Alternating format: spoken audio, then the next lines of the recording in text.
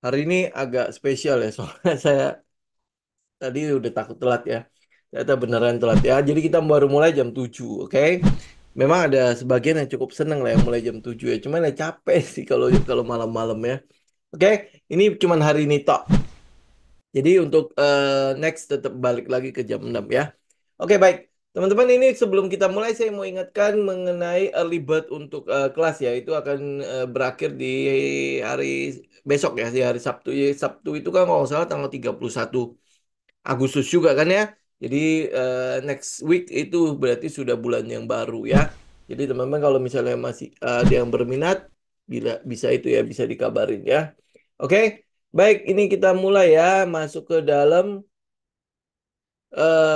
hari ini topik kita adalah masih mengenai insentif untuk pengelolaan ya, insentif untuk industri pengelolaan. Jadi kita akan bahas sisanya yang basic material. Walaupun di basic material kita tidak bicara semua ya. Contoh misalnya kayak Tekim INKP, apa SMGR segala macam itu mungkin di luar ya, karena saya belum dapat persisnya insentifnya itu di industri seperti apa. Tapi ya asumsi kita adalah pasti mungkin larinya ke hilirisasi ya. Karena itulah makanya dari awal itu kita bicara mengenai batu bara, kemudian habis itu kita bicara mengenai nikel. Nah, hari ini kita bicara sisanya. Nah, kalau sisanya berarti campur ya. Di situ ada timah, ada emas, ada apa lagi ya? Ada tembaga. Ya, kurang lebih gitu ya. Emas, apa tembaga sama aluminium ya, aluminium. Jadi ini yang mungkin akan kita bahas hari ini ya. Jadi ada 6 saham kurang lebih ya. Oke, baik kita lihat indeks harga saham gabungan ini masih di situ ya. Jadi masih di area sekitar 7655 ya, 7655 ya. Makanya ini yang kita mau tunggu. Dia mau break ke atas atau swing low dulu. Kalau harapan saya sih adalah jauh lebih aman adalah dia swing low dulu ya. Dia swing low, uji dulu di daerah 7.500 baru naik kembali. Karena ini udah tegak lurus nih. Oke. Ya ini udah tegak lurus. Kemudian kita udah mulai melihat bahwa antisipasi terhadap monkeypox itu juga udah mulai ya. Satu sehat itu katanya mau diaktifkan lagi. Kemudian kita lihat di sekitar kita kayak Malaysia sudah ada, Thailand sudah ada kalau nggak salah ya. Kemudian Singapura sekarang udah memperketat alur masuk untuk wisatawan atau orang-orang yang mungkin berpergian dari luar negeri. Dia udah mulai memperketat ya. Dan kabarnya mungkin nanti masuk Bali juga akan mulai mulai diperketat. Jadi kita kita sih berharap ya ini moga-moga tidak terjadi apa-apa ya. Jadi jangan sampai mengulangi tiba-tiba boom gitu gede gitu ya. Harapan kita sih tidak ya. Oke, ya tapi ya walaupun bagaimana tinggal teman-teman update aja ya. Update kita nggak pernah tahu ya si Black Swans ini datang dari mana. Kayak misalnya waktu COVID kemarin kan kita nggak pernah tahu ya. Menteri Keuangan waktu itu kan bilang tidak masuk ke Indonesia. Kalau masuk Indonesia pun sebenarnya cuma gampang sembuhnya dan segala macam. Tiba-tiba meledak kan. Ya kita tidak mau sampai kewaspadaan itu hilang lah ya. Oke, baik kita lanjut ya untuk membicarakan tentang 6 saham untuk hari ini. Kita masuk pertama adalah Aman Mineral ya, AMMN ya. Ini adalah yang paling gede lah kapitalisasi pasarnya itu yang paling gede. Nah, apa yang kita lihat dari ini adalah industri pengolahan untuk tembaga. Ya, Aman Mineral itu tembaga. Sebenarnya sebenarnya kalau teman-teman lihat ya, untuk tembaga sendiri itu sebenarnya dia nggak berdiri sendiri. Dia di dalamnya sebenarnya pada saat digali dia memang mau cari tembaga kan. Memang ada wilayah-wilayah yang kandungan tembaganya lebih banyak. Tapi saat digali itu biasanya ada 3 komponen atau enggak 4 komponen ya. Itu pasti akan keangkat. Salah satunya adalah emas, perak, terus habis itu tembaga. Itu pasti akan keangkat ya. Cuman komposisi untuk si aman mineral yang dia fokus itu adalah ke tembaga. Emas sama peraknya nggak tahu kemana ya. Oke. Nah, kalau ini adalah industri pengolahan tembaga. Ya, oke, tembaga. Nah, tembaga yang lain tuh ada satu, cuman nggak tahu liquid, jadi kita nggak akan bahas itu. Oke. Nah, habis itu sekarang teknikalnya si aman mineral gimana? Kalau teman-teman lihat ini kalau kita pakai weekly aja mungkin lebih kelihatan patternnya ya. Nah, ini kalau teman-teman lihat dari weekly chartnya, patternnya udah pasti kita mungkin bisa lihat adalah flag ya, flag atau enggak pennant ya. Ini lebih kelihatan enggak? Ya, flag kalau nggak pennant. Ya, istilah teman-teman sebutinnya apalah ya. Ya, ya kalau saya bilang ya ini adalah daerah flag ya. Ini tinggal kita nih. Jadi kan udah mirip flag belum? Nah, ya. Jadi ini tinggal dia akan mengecil, mengecil. Tunggu yang IG nggak kelihatan. Ya, dia akan mengecil, mengecil, mengecil. Ya, you know lah ya. Ini dia akan terus mengecil, ini juga terus mengecil. Nah, habis itu nanti kalau udah di ujung, tinggal dia mau ke bawah atau ke atas. Teman-teman bisa lihat ya. Nah, ini tinggal nanti dia mau ke atas apa ke bawah, gitu. Ya, ini tinggal kita lihat panelnya seperti apa. Ya, nah kalau kalau dia akan mengecil, kita mungkin bisa nunggu di daerah sini. Di daerah sekitar 8.300 sampai 9.000. Range-nya gede ya. Ya karena ya memang base-nya itu ini kan adalah rally base, rally kan. Ya, ini rally base rally ya kurang lebih daerah situ. Kemudian ini kan ada daerah resisten nih di sini. Ini resistennya, jadi kita berharap adalah setelah dia break, ini retest. Ya, ini break terus habis itu retest. Nah, ini mungkin teman-teman tinggal perhatikan aja. Walaupun memang secara harga ya, harganya cukup premium ini. Ya, ada di ya kita makanya kita tunggu di daerah sekitar 8.300 sampai 9.000. Oke? Dengan potensi pembentukan pennant di daerah situ. Ya, ini kan posisi sudah break. Jadi kalau dia udah break, jadi kita masih ngeliat ini adalah bagian dari pullback-nya. Ya, pullback. Jadi kalau teman-teman lihat dari ini, daily, daily mungkin akan lebih kelihatan lagi di mana daerah base-nya. Ini kan daerah base-nya. Ya, jadi ini adalah rally base rally. Ya kan? Jadi ini rally, kemudian habis itu dia base, kemudian habis itu rally. Nah, jadi ini adalah fase koreksinya si aman mineral. Ya, fase koreksinya kemana? Ini kalau lihat rally base rally ya ada peluang dia akan ke daerah sekitar 8.300 sampai 9.000. Ya ini buat saya kalau memang sentimen itu kena juga ke aman mineral, nah itu adalah daerah yang mau kita tunggu. 9.000 sampai 8.000, 8.300 sampai 9.000. Ya, itu aman mineral. Jadi kalau kemarin masih ada yang nanya soal aman mineral ya kurang lebih begitulah ya. Ini yang kita lihat. Nah, kemudian habis itu kita bahas yang kedua adalah TINS. Timah. Habis-habisin dulu ya. Ini adalah Timah. Nah, ini kan adalah saham yang kena kasus ya. Ini sekarang udah mulai disidangkan. Nah, ini yang mungkin agak-agak membuat para trader di dalam sini itu agak was-was itu karena kita cuman khawatir aja nanti di persidangan keluar ada sesuatu yang nggak enak ya nanti akhirnya jadi sentimen yang negatif untuk saham ini gitu kan. Jadi kalau kalau buat saya nih ya daripada kita kena gonjang-ganjing pasar yang seperti yang tidak menentu, jadi lebih baik nggak usah sekalian di TINS ya, nggak usah sekalian di TINS. Tapi kalau teman-teman tetap mau masuk ke dalam TINS, kita ngeliat ini adalah daerah resistennya nih daerah 1.100 sampai 1.160 ya. 1000 tadi berapa? 1.100 sampai 1.160. Jadi tunggu dia break dari area tersebut ya akan lebih baik untuk masuk. Ya nih kalau teman-teman lihat dari trendnya memang ya dari trend yang ada itu kita sudah mulai lihat itu sudah mulai uptrend. Jadi mematahkan trend sebelumnya, ya kan? Mematahkan trend sebelumnya. Ini mungkin lihat di weekly lebih lebih enak ya. Nah, ya jadi dia ini kan adalah naiknya ini naik kemudian habis sudah turun ya kemudian habis itu ini sudah terjadi change of character. Kalau bisa lihat kan dia turun ya ini kan adalah daerah base-nya atau mungkin adalah daerah di mana swing high-nya kan. Jadi ini dia udah mulai balik ke situ memang tidak berhasil nembus ya itu masih shadow-shadow doang nih.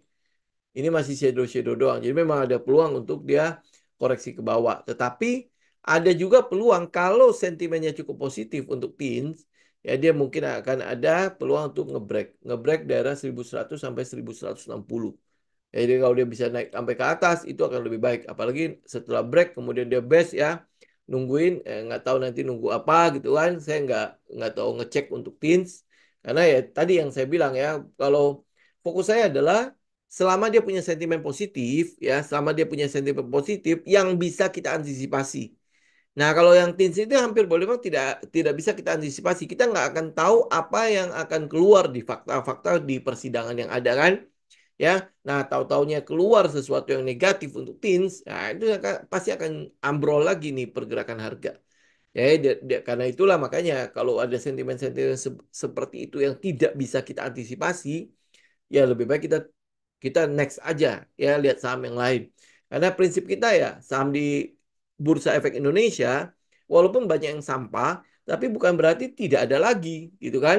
Nah, karena masih banyak ya ngapain kita harus berharap pada TINS? Ya daripada nanti digonjang-ganjing oleh pasar, emosi kita terganggu, ya lebih baik tidak usah sekalian gitu ya, tunggu kasusnya selesai ya, mungkin nanti lihat laporan keuangannya bagaimana, kita mau lihat nanti manajemen barunya seperti apa dan sebagainya ya. Jadi lebih baik ada sesuatu yang bisa kita antisipasi dibandingkan dengan kejutan-kejutan. Habis itu tins, nah ini kita bahas ADMR ya, jadi aluminium. ADMR itu adalah aluminium. Ini yang mungkin yang kita lihat. Jadi kalau dari batu bara mungkin dia adalah batu bara metalurgi tinggi. Ya, nah tapi kita mungkin akan fokus untuk ADMR itu ke aluminiumnya. Jadi ada pengelolaan aluminium yang smelternya itu dibuat bersama Cita, CITA, ya. Nah, kenapa kita nggak bahas Cita di sini? Walaupun dia sahamnya oke, fundamental segala macam oke, dia nggak liquid. Itu benar-benar tidak terlalu liquid. Jadi kalau teman-teman lihat Cita, ini kita pakai daily aja biar kelihatan. Nah, ya teman-teman bisa lihat ya. Nah, kalau chartnya sudah seperti ini, kita tahu bahwa ini adalah saham yang tidak liquid, apalagi shadow-nya panjang-panjang, gede-gede gitu ya. Jadi naiknya bisa tinggi sekali, turunnya juga bisa dalam banget. Ya, jadi ini adalah saham yang nggak liquid masalahnya. Jadi secara order book-nya itu ya nggak cocok lah ya dengan eh, kalau nggak salah teman-teman dengan modal 10 juta aja ya, ini juga udah nggak liquid untuk yang 10 jutaan. Ya lu lihat order booknya. Kalau nggak salah paling bilangannya 10 lotan. Ya kalau paling banyak berapa ya kalau dia lagi ramai itu paling 1000-an ya.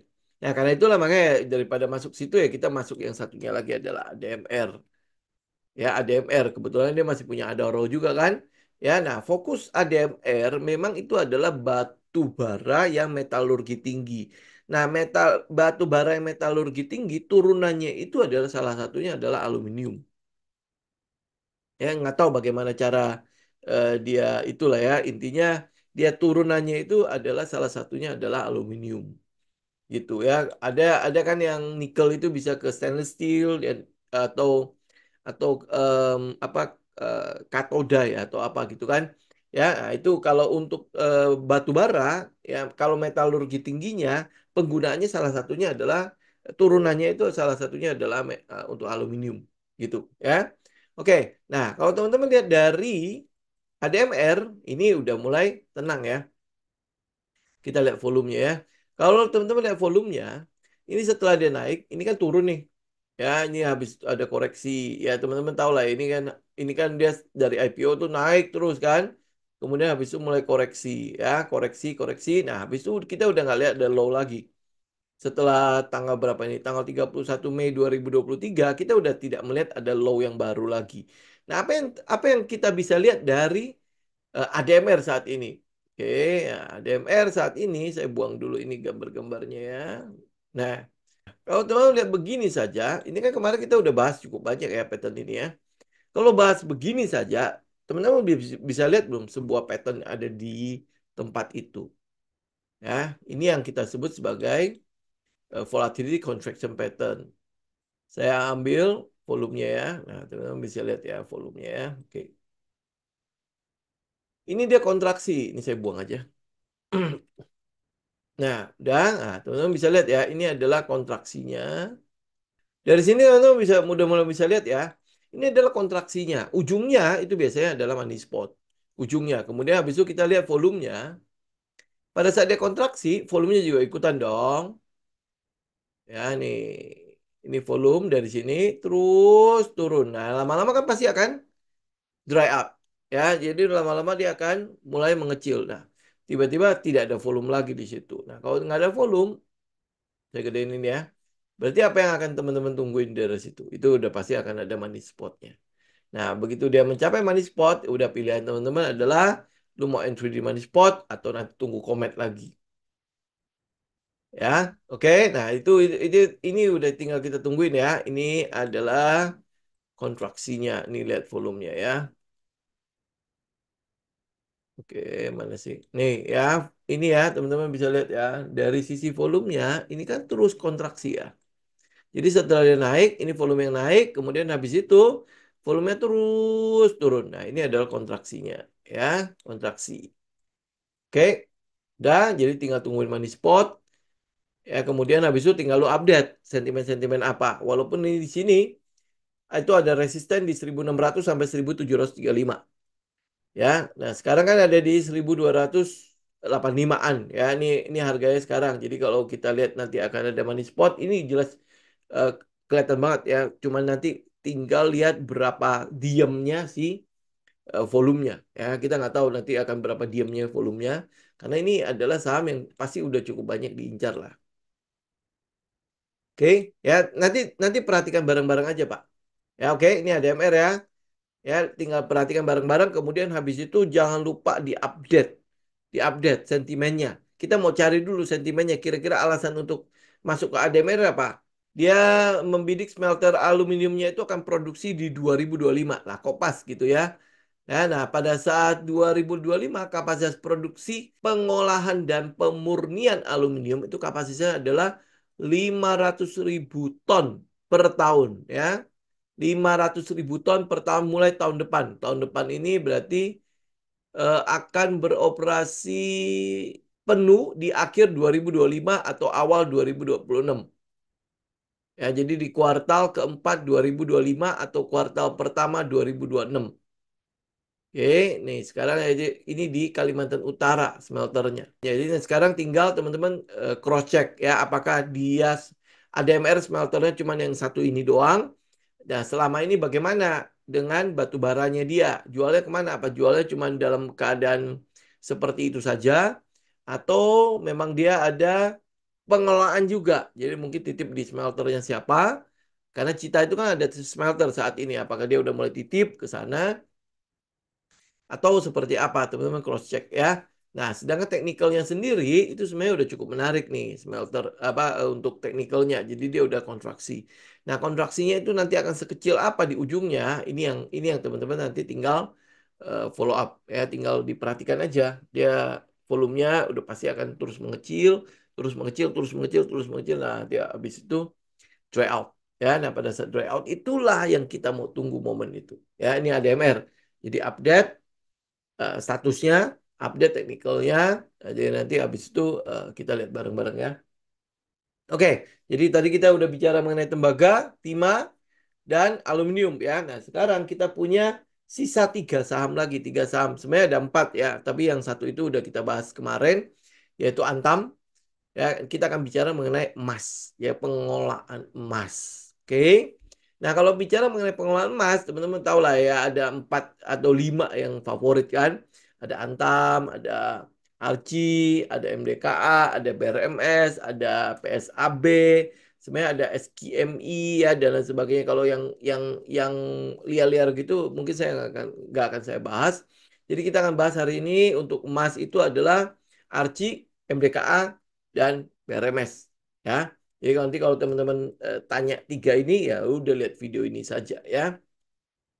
Oke, kita masuk yang paling bontot dulu ya di Arci. Nah, apa yang teman-teman lihat di Arci?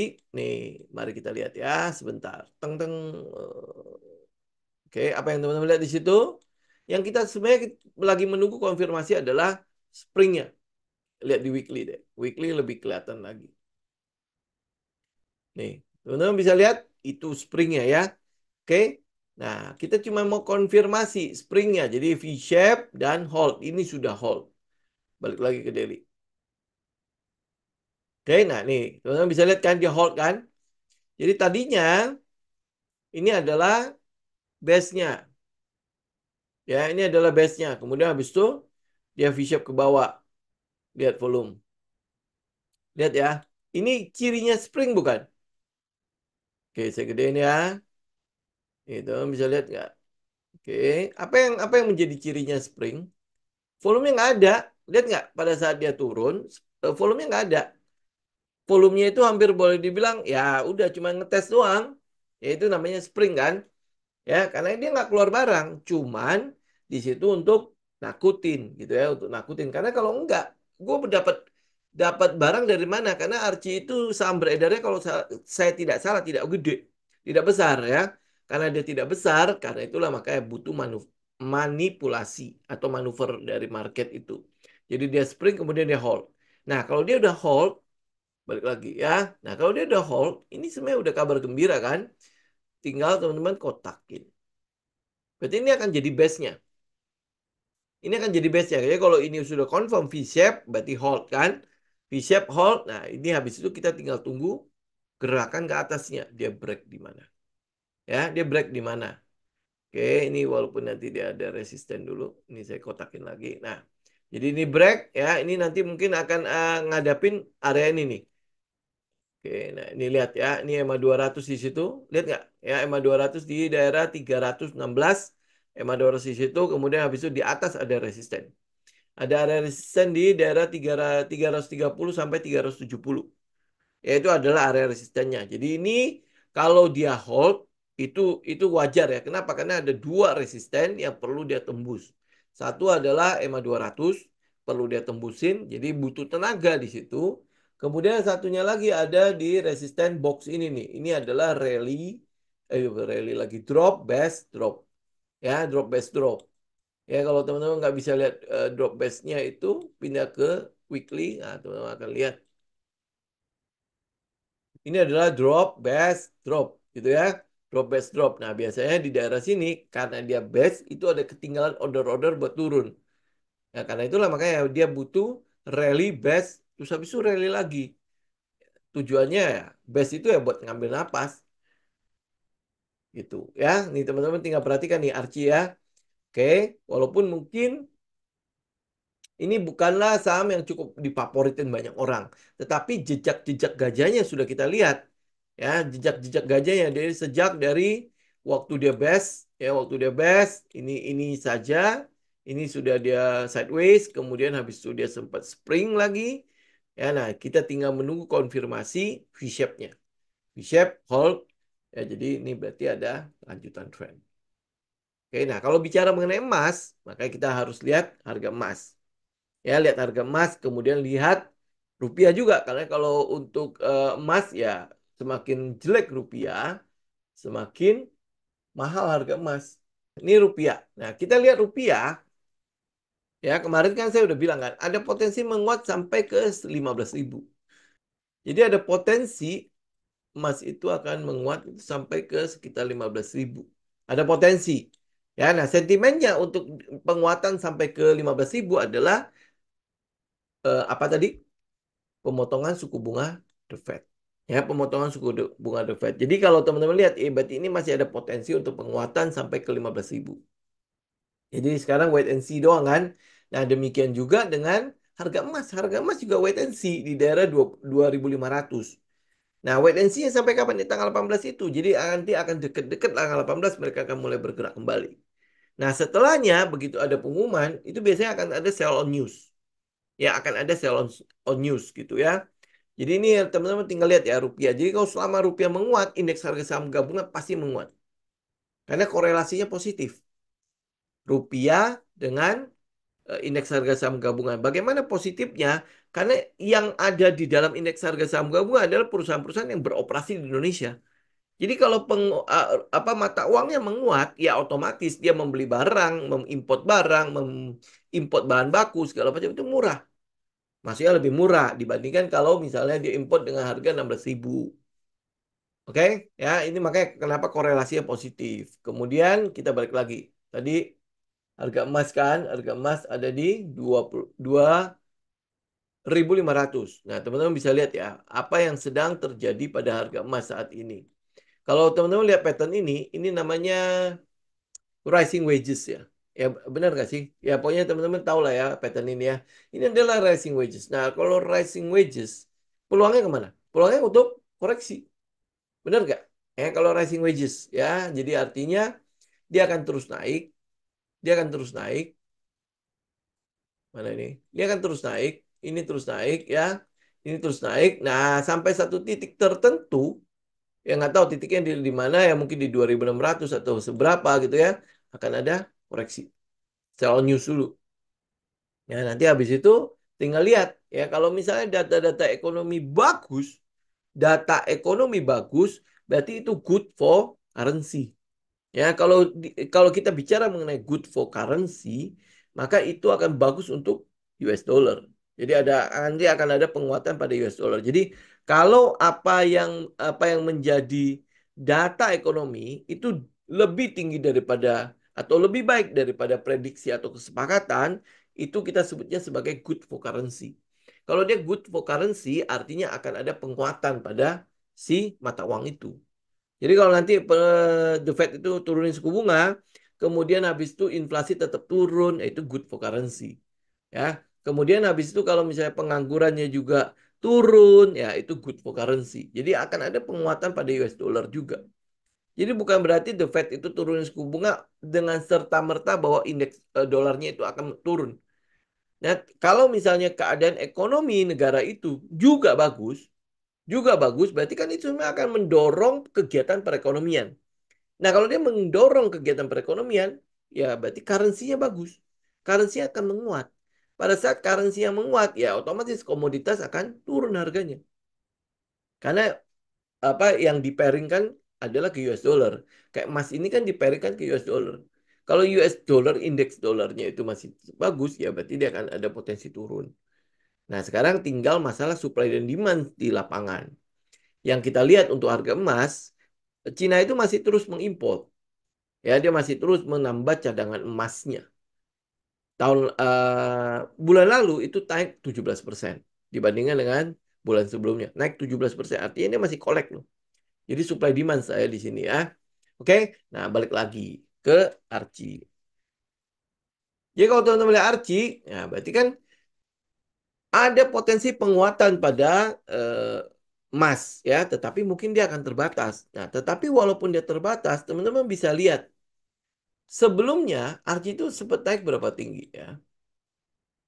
Ya, Archie itu masih sempat ada di daerah-daerah ini, ada 800-an ya.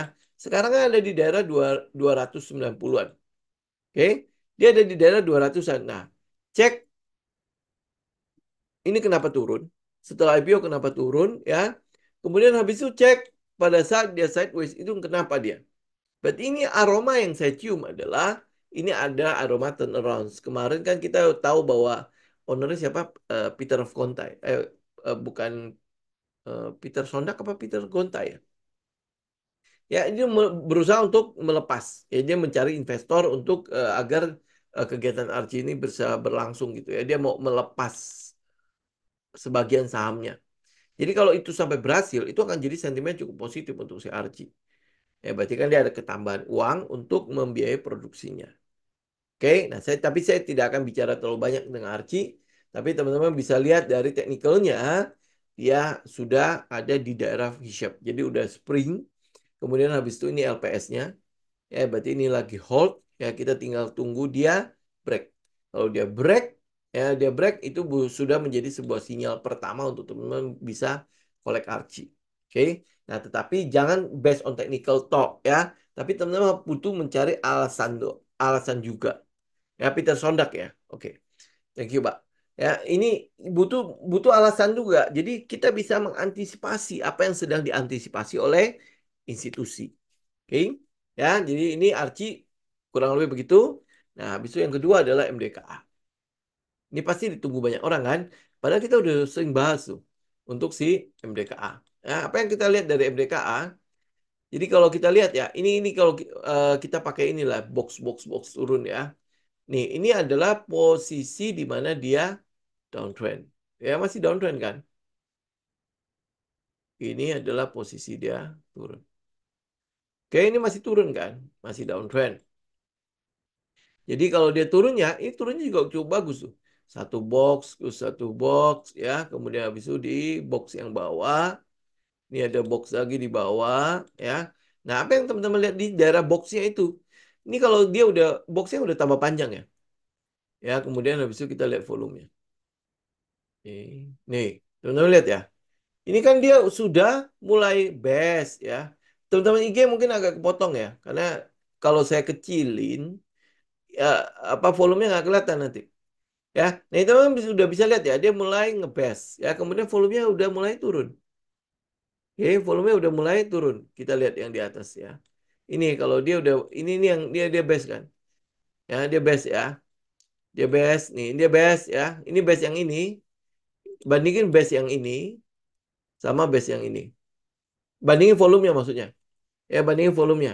Teman-teman bisa lihat nggak jejak-jejak gajahnya udah mulai kelihatan kan untuk si MDKA. Ya benar ya. Ya, ini lihat ya. Ini volumenya jelas tinggi ya. Ini jelas volume adalah volume tertinggi setelah ini. Setelah tanggal 17 Maret 2023. Ya, jadi volume yang paling tingginya itu ada di 30 Maret 2023. Jadi berarti berapa? Beda berapa bulan? Beda 3 kurangin 11. Ya, jadi sekitar 8 ya. Beda 8 bulan. Ya, nah kemudian habis itu volumenya lumayan gede. Tapi dia turun terus ya. Ya, dia turun terus kan. Ya, jadi kalau teman-teman lihat kontraksinya itu sudah mulai terkontraksi. Ya, ini kita kita bicara ini dulu ya. Kita bicara teknikal ya. Nah, kalau alasan teman-teman cek cek cek lagi ya. Kalau yang saya lihat ya paling paling paling dekat itu alasannya adalah kenaikan dari harga komoditasnya. Nah, kalau harga komoditasnya cukup stabil, itu mungkin akan jadi sentimen cukup positif untuk si MDKA ya. Oke, termasuk harga yang emas yang lain lah. Nah, tapi ini udah mulai terkontraksi. Ini kontraksi juga ya. Ini kok kayaknya basic material banyak loh yang kontraksi-kontraksi ini ya. Ya, jadi tinggal kita perhatikan ini kontraksinya walaupun memang range-nya itu gede. Ya, range-nya itu antara 2000 sampai ini berapa nih? Sampai 3000. Jadi ini untuk trading range-nya itu sekitar 1000 poin. Ya, 1000 poin. Jadi artinya antara kita mau ambil pada saat dia spring kemudian habis itu kayak V-shape gitu kayak si Archie, dia spring, kemudian habis itu dia mulai naik kembali, ya kemudian dia hold, ya mungkin kita bisa ngeliat seperti itu kalau ada sinyal seperti itu. Kalau enggak, berarti kita akan tunggu dia money spot. Ya ini. Kita akan tunggu dia money spot karena dia dia punya volume udah terus mengecil. Ya terus mengecil. Ini teman-teman bisa lihat dah, ini terus mengecil di dalam base itu. Ya, nah tinggal ledakan volumenya itu mau ke atas atau ke bawah. Nah, pada saat dia misalnya contoh ya dia turun ke bawah, teman-teman udah tahu kan, ciri spring itu adalah dia turun tapi volume nggak ada. Ya, arti kan cuma manipulasi doang kan. Ya, jadi dia turun tapi volume nggak ada. Artinya ada institusi yang di dalamnya tidak ikutan keluar. Yang keluar itu adalah retail. Ya, makanya kenapa kalau dia spring, volumenya itu nggak ada. Ya, karena yang keluar itu retail. You know lah retail gimana ya. Kalau institusi yang keluar, itu udah pasti volumenya besar. Ya, berarti kan itu mengkonfirmasi kalau ini breakdown. Tapi kalau dia spring, itu berarti volumenya kecil. Ya, volume yang kecil berarti itu manipulasi untuk mengusir si retail. Ya, manipulasi untuk mengusir si retail. Ya, karena itulah makanya ini tinggal kita konfirmasi aja. Satu, dia ada spring apa enggak? Kalau dia spring berarti kita akan lihat V-shape kemudian hold. Ya. Nah, kemudian kalau dia hold, ya teman-teman tinggal lihat dong, dia hold, dia base kan, itu kan udah jelas banget kan, kotak support dan resistennya kan udah kelihatan. Ya berarti tunggu dia break resisten. Break resisten kita tinggal ikut. Atau pada saat dia hold, mungkin di situ ada money spotnya. Gitu. Ya. Oke. Jadi ini tinggal tungguin ya untuk si MDKA. Sembari nunggu cek sentimennya. Ya, cek sentimennya. Itu pasti kita update lah untuk kalau misalnya ada yang berkaitan dengan emas, kayak ada berita-berita pasti kita cek apa tinggal saya drop ke ke Telegram kan. Ya, ini MDKA ya. Jadi kok teman-teman nggak usah tanya lagi. Kita cuma menunggu dia mau spring apa enggak. Kalau dia spring berarti tunggu dia V-shape hold. Kemudian kalau dia hold ya lu tunggulah. Itu udah kotak ya tunggu dia break resisten. Ya, itu aja. Ya kan, tapi kalau misalnya enggak bagaimana? Di sini pasti akan ada money spot. Karena dia pasti akan terus turun itu volumenya. Ini udah terus turun kan volumenya kan? Ya nanti dia akan terus turun sampai enggak ngapa-ngapain lagi gitu. Ya. Jadi kemungkinan besar kenapa saya bisa eh, bilang kemungkinan besar mungkin ada spring? Karena dia bisa aja sell news pada saat dekat-dekat penetapan apa suku suku bunga. Dia bisa aja sell news gitu. Jadi eh, suku bunga jadi 25 basis point atau 50 basis point kemudian sell news. Ya ini yang saya lihat ya. Ini kalau teman-teman lihat emas juga, saya udah naik lumayan tinggi kan. Itu udah price in. Ya udah price in begitu tingginya kan. Kemudian kalau nanti pengumuman ada potensi sell news. Bisa dia naik naik kemudian habis itu mulai drop. Kayak gitu. Itu biasanya kecenderungan yang ada di market itu kurang lebih manipulasinya seringkali begitu.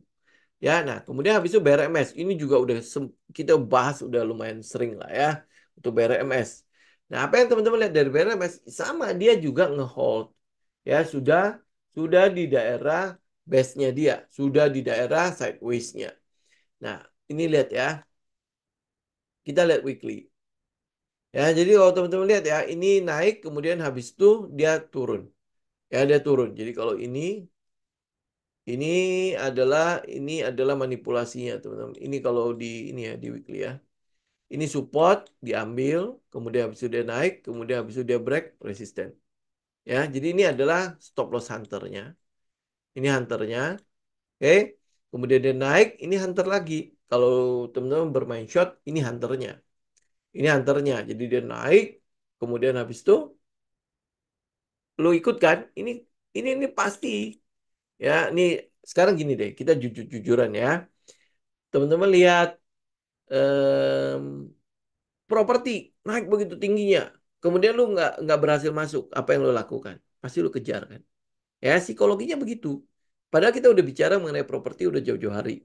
Kenapa nggak masuk dari kemarin-kemarin? Nunggunya lama. Nah itu yang jadi masalah banyak trader lah ya.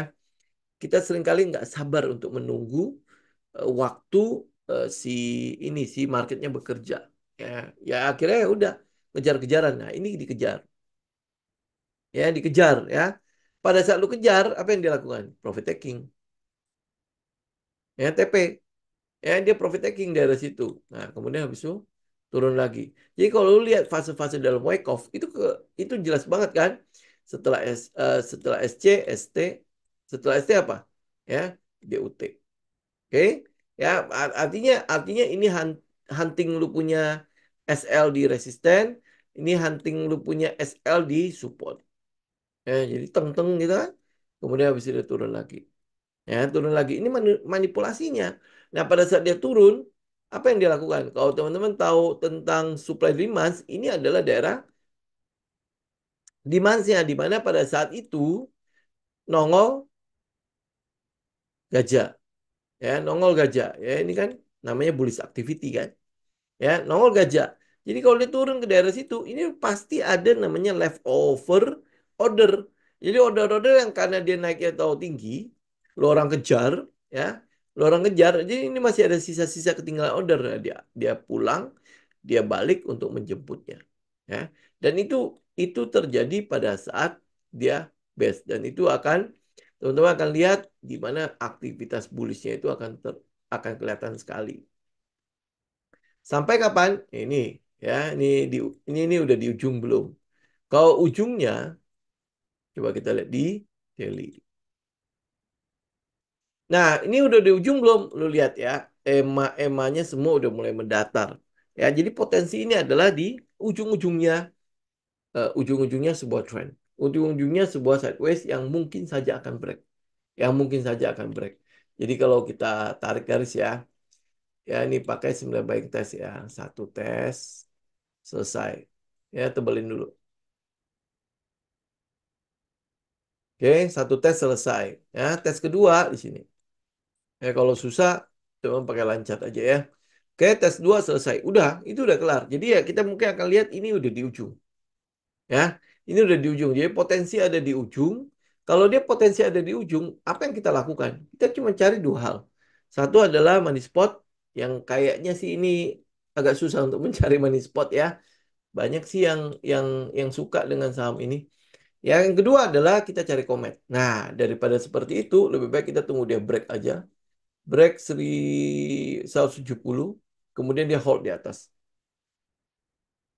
Ya, kalau money spot kelihatannya agak susah ya mencarinya ya. Lihat ya, itu ya banyak sekali ya pergerakan-pergerakan di sini. Jadi kita akan lebih baik tunggu dia break, kemudian dia hold. Nah, kalau dia hold, kan kita udah dapat nih SL-nya kan udah kelihatan. Ya kan? Kemudian dia hold. Nah, sinyalnya juga udah bisa. Kita break resisten, buy on, breakout Bob gitu. Ini untuk si BRMS. Ya, jadi kalau kalau lihat ya dari yang Mas tadi ya, dari yang Antam, dari yang Arci, MDKA, BRMS, ini kelihatannya memang ini adalah saham-saham yang memang udah siap untuk nggak tahu kapan akan di dalam tanda petik dimainkan. Ya, jadi ya udah tinggal kita perhatikan kalau untuk emas ya.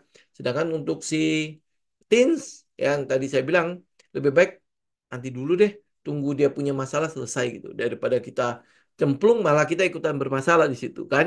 Lebih baik nggak usah. Sama lah kayak hidup sehari-hari, lu lihat ada masalah di situ ya lebih baik kita eh, nggak usah ikutan ya. Jadi kita nggak terlalu kena masalahnya kan, ya. Tapi bukan berarti nggak nggak apa nggak setia kawan atau apa ya. Ya sama itu bukan kawan kita ya ngapain kita ikut campur kan? Ya jadi udah agak jauh aja dikit. Ya itu prinsip aja sih ya. Nah kemudian habis itu yang kedua, kalau teman-teman lihat dari aluminium itu memang ada sentimen mengenai smelternya. Aluminium sentimen untuk smelternya. Kemudian aluminium ini sebenarnya juga dipakai untuk banyak hal ya. Ya, jadi teman-teman makanya tinggal kita kita update aja. Ya, kita update aja kira-kira apa lagi ya yang kira-kira akan mendorong si ADMR itu mulai bergerak. Alasannya itu apa ADMR? Karena dia udah naik gede, kemudian turun udah ngebes. Ya berarti kan ini untuk naik atau untuk turun lagi. Gitu untuk ADMR. Tapi kalau untuk turun lagi kelihatannya agak-agak ini ya, agak-agak berat ya. Ya udah ditahan begitu, kemudian sentimen positif di 2025 itu udah mulai muncul gitu ya. Kemudian habis itu yang satunya lagi adalah Ama Mineral. Kalau Ama Mineral itu saya tidak terlalu apa ya, terlalu suka-suka banget dengan saham-saham yang premium-premium itu. Ya kenapa ya? Karena pergerakannya karena dia udah terlalu gendut. Kalau udah gendut itu untuk naik itu memang agak ini ya, agak merepotkan. Apalagi si Ama Mineral itu bukanlah saham yang nggak likut-likut banget loh kayak ABMM gitu ya. Kalau ABMM kan dia kalau dia naik ya bisa bisa gede banget ya karena memang nggak banyak yang apa lot size-nya gitu kan. Nah, apa ciri khas untuk yang ini ya saham-saham yang premium-premium itu lot size-nya itu nggak banyak. Jadi kalau ada gajah masuk di situ, psikologi kita ya lumayan terganggu gitu. Kenapa? Karena naik bung 10%, 15% tiba-tiba kan. Habis itu dia akan ngedrop dulu ke 7% atau mungkin ke 6% atau ke 5%. Bahkan bisa jadi ke 0% lagi baru habis itu naik lagi. Gitu ya. Ya itu buat ngambil barang. Itu kenapa kalau dia nggak tahu liquid itu manipulasinya itu banyak banget. Ya manuver-manuver market itu banyak banget. Ya karena itulah makanya ini salah satu alasan kenapa kita tidak trading di saham-saham yang kurang begitu liquid. Nah, liquid atau tidaknya, ini balik lagi ya, itu juga diukur dari modal kita. Kalau modal lu ya cuma 1 juta ya hampir boleh bang semua saham itu liquid buat lu. Gitu ya. Tapi kalau misalnya modal lu udah mulai di atas mungkin 200, 300, 500 juta ya, itu banyak saham yang nggak liquid buat kita. Gitu apalagi yang di 1 M ke atas ya itu jelas banyak banyak sekali saham yang nggak liquid. Nah bagaimana cara kita bisa mengkolek saham-saham yang nggak liquid itu ya lu harus punya kenalan orang sekuritas ya dia bisa negoin kita di pasar nego jadi kita bisa dapat barang nanti keluar barangnya juga gitu di pasar nego ya sehingga pergerakan marketnya nggak terganggu gitu karena apa kalau lu drop langsung di pasar reguler ya lu akan naik naik naik turunin saham sendiri gitu itu yang tidak enaknya untuk modal-modal gede di Indonesia karena hampir boleh bang apa ya tidak terlalu banyak likuiditas indeks itu tidak terlalu inilah friendly untuk mereka yang modal-modal besar gitu ya. Oke, itu kurang lebih ya 6 saham yang kita bahas. Jadi untuk yang basic material udahlah, udah cukup kelar ya. Oke. Nah, apakah kalau pemilikan saham yang besar susah dimanipulasi seperti BMSM? Ya, gini, kalau kalau dia gede, kalau dia besar ya artinya udah 50%, udah 60% itu ada apa di publik ya. Ini malah yang rada-rada susah adalah membuat dia stop. Emang ya kayak money spot itu memang rada-rada susah. Ya kenapa? Bagaimana cara lu mau membuat dia dia dia apa dia sampai tidak ada pergerakan. Ya kita lihat kayak Goto lah ya. Goto itu kan lot size-nya gede banget. Bagaimana caranya si Goto bisa money spot? Ya, mungkin mungkin bisa ya, karena lot size Goto itu saking besarnya. Jadi lo untuk menggerakkan satu harga itu, satu tick harga itu mungkin butuh effort yang sangat luar biasa. Ya jadi kelihatannya kayak money spot gitu ya. Doji-doji ya pergerakannya cuma kecil-kecil begitu doang kan, gitu ya. Nah, tetapi kalau untuk saham-saham yang memang sudah memiliki alasan, ya sudah memiliki alasan, apa ya, pergerakan marketnya, contoh misalnya kayak BRMS lah ya. BRMS itu kan sebenarnya udah bangun pabrik udah banyak banget ya, terutama sejak dia diambil alih oleh Grup Salim. Ini ini saham jelas adalah saham yang bau turnaround kan. Kita udah bahas si BRMS sudah dari kapan ya? Ya, ini udah kita tungguin karena dia udah bikin pabrik dua, pabrik tiga, kalau nggak salah udah pabrik keempat ya, pabrik pengelolaan yang keempat BRMS. Ya kalau lihat dari ini, dari total semua emiten-emiten yang berhubungan emas, ya jujur aja saya memang tertarik dengan BRMS. Ya saya tertarik. Wah, jangan lihat bakrinya lah ya. Kalau kalau lu udah bilang bakrinya udahlah, saya udah angkat tangan itu udah saham blacklist banget ya. Tapi yang kita lihat itu adalah effort dari si grup Salimnya yang masuk ke dalam si BRMS. Nah, dan sejak si grup Salim itu masuk, kita ngeliat apa ya, perubahan pada si BRMS itu udah beda banget. Ya, dari yang cuman cuman nggak ngoyo gitu ya, cuman bertahan di beberapa eh, s- satu pabrik pengelolaan doang ya. Kemudian habis itu dia sekarang udah mulai bikin yang kedua, yang ketiga, kalau nggak salah udah mulai yang keempat. Ya, kita lihat ya pabrik BRMS. Ini adalah pabrik keberapa nih? 2022. Nih ya, udah selesai dua pabrik. Ya, udah selesai dua pabrik. Mana sih ininya? Nah, ini aja. Kita lihat yang ini. Ini 5 Juli 2024. Ya, ini udah pabrik ketiga nih. September 2024. September itu berarti bulan depan loh. Oke? Nah, ini teman-teman, ini kebetulan aja sih ya. Ini mungkin saja akan menjadi satu sentimen yang bisa menggerakkan si PRMS. Ya, kita tinggal lihat ini udah pabrik ketiga.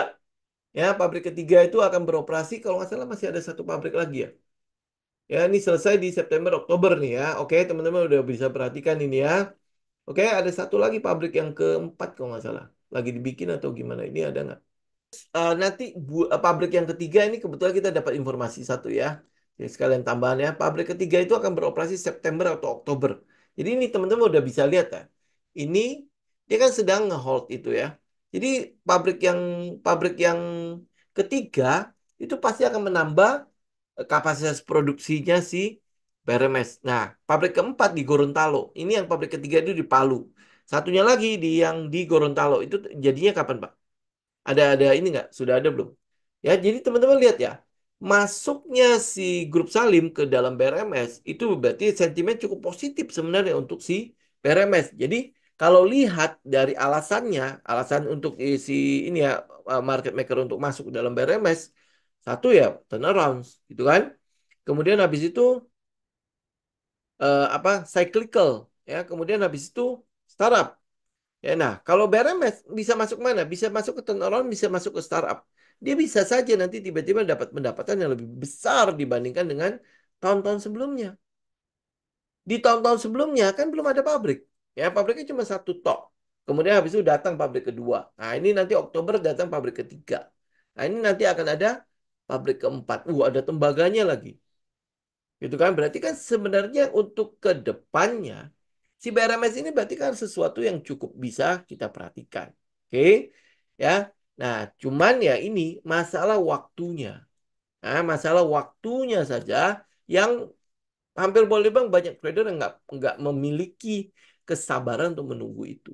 Itu aja gitu. Tapi kalau lihat dari story-nya ya ini kalau untuk yang emas, makanya kenapa saya bicaranya selalu ke BRMS gitu. Nah, teman ini update yang terbaru adalah yang di em, September ini, September Oktober pabrik ketiga.